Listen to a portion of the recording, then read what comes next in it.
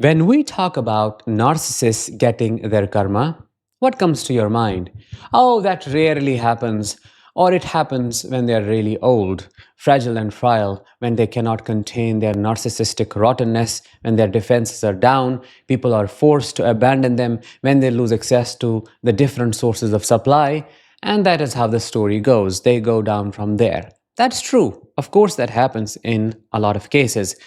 But what if I told you there are some narcissists whose life gets ruined and who lose it all when they are young and quite energetic, when they have a lot to live for. Don't believe me? I'm going to prove it to you through my experience today. I'm going to talk about how my narcissistic roommate's life was turned upside down by the divine being because he was conspiring against me.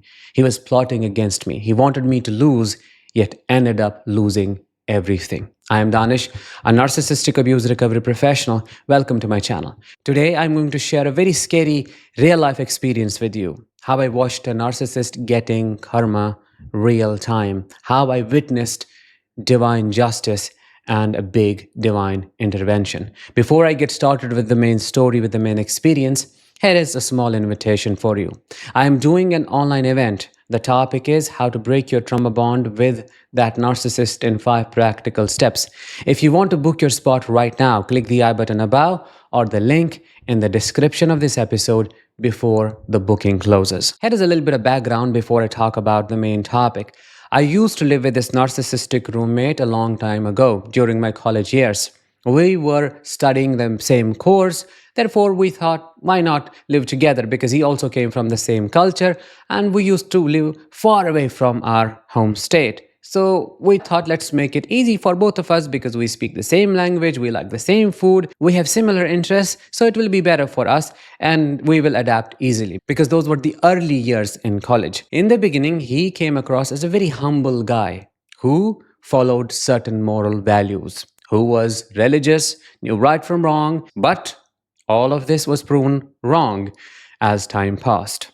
A couple of months down the line, I found him stealing stuff from the grocery store. When I caught him red-handed, he didn't show any remorse, no embarrassment, nothing whatsoever. He laughed it off and said, "They charge us a lot of money. Why not take this much from them? It's a big store. It doesn't hurt them. It's only a couple of items and they are a big company. Don't worry about it." I was shocked and in that moment, started wondering, like, who is this person? On one hand, I see him praying every single day, and on the other, he goes down when nobody is watching and intentionally wears loose clothes to steal as much stuff as possible. The problem did not stop there. He started stealing money from me and was a heavy gaslighter.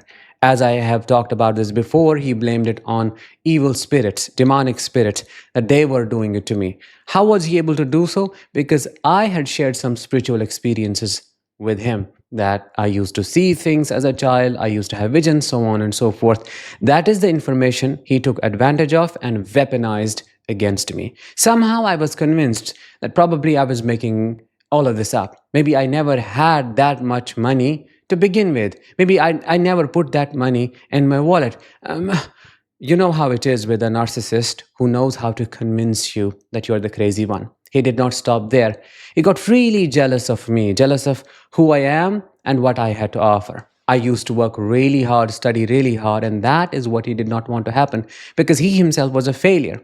He was driven by instant gratification. He would never study, never spend time, a big cheater. Then as time passed, his intention became very clear, and that was to bring me down, destroy me and my mental health. And unfortunately, that started to happen. When I signed up the lease with him, I did not know I was signing up for a year full of health anxiety. And that is when it got really bad for me.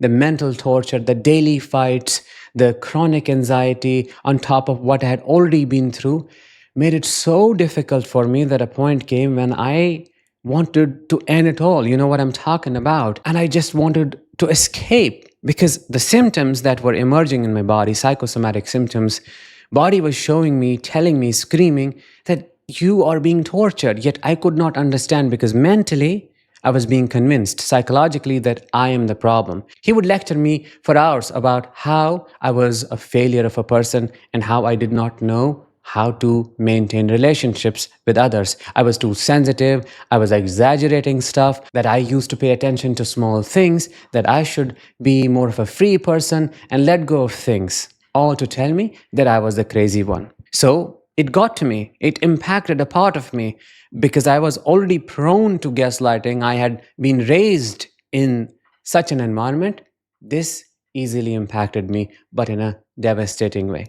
Anyways, a point came when health anxiety took a toll. I remember that time of the year was really crucial because I had to study for 12 tough engineering subjects. All mathematics, calculations, you know how it is in engineering. You have to pay attention or else you won't be able to make it. And that is what he wanted. He wanted me to just say, I'm done and I won't be able to do it.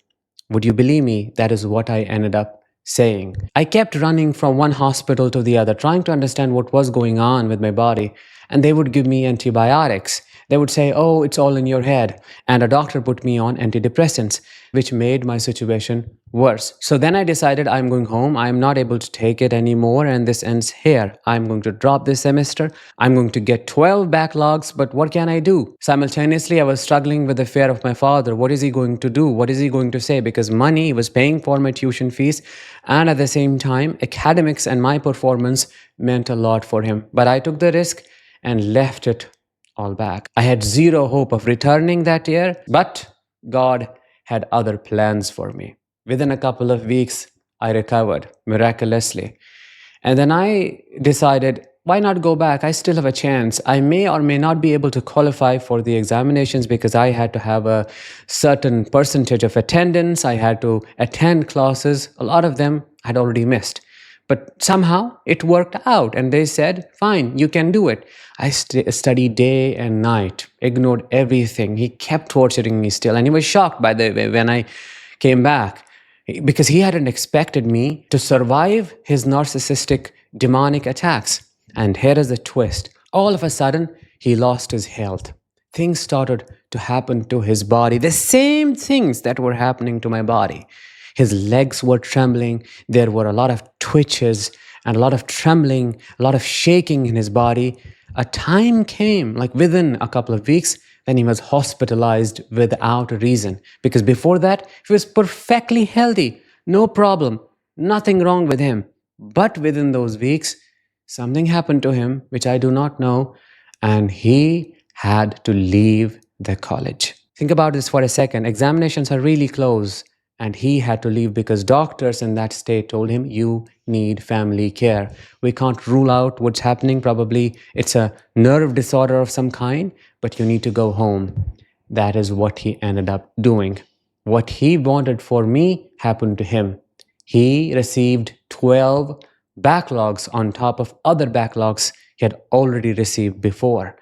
And I ended up qualifying all the examinations, clearing them up all with excellent percentage. I cannot help but see it as a divine intervention because there was no reason for him to get sick, to lose his health. He was doing perfectly okay. But for all that to happen, there was a reason. And the reason was his karmic debt.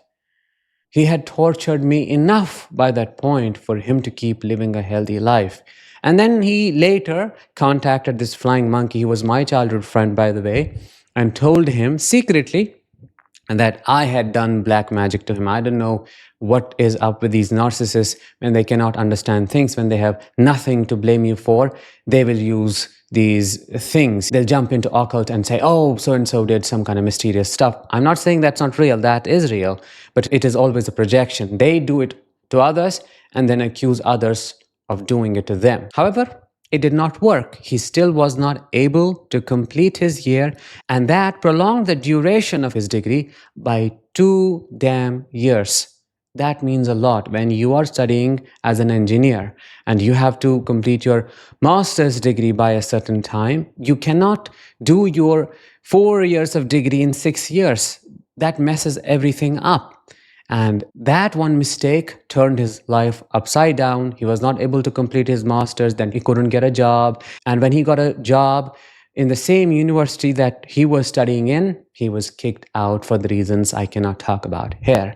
So you see, what they do to others comes back to them. I always say what a narcissist sends out always comes back, because the energy needs to find its source. It's called counter manifestation. What they try to manifest for you gets manifested for them. And remember, there is that divine being. Yes, you may not see the light at the end of this tunnel, but I assure you, you're going to see it very soon.